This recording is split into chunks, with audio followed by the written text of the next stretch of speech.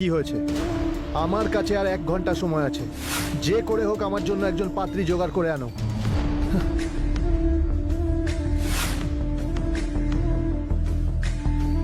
Hello আবির, কোথায় তুমি?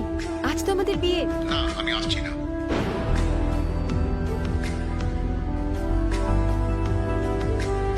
তাড়াতাড়ি আমার জন্য একজন পাত্রীর ব্যবস্থা করো। আমার হাতে আর মাত্র 20 মিনিট সময় আছে। আপনি কি আমাকে বিয়ে করবেন?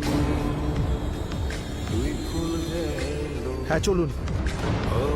মোহিত রায়ের বিয়ে, প্রেম, ভালোবাসা এসবের প্রতি বরাবরই কোনো আগ্রহ ছিল না।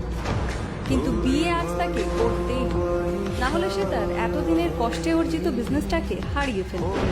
কিন্তু যে মেয়ের সাথে তার চুক্তির বিয়ে ঠিক হয়েছিল সে আজ হঠাৎ করেই উধাও হয়ে যায়।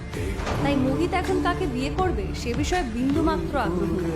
তার এখন শুধু একজন পাত্রী চাই। ওনাকে নিজের নামটা বলুন।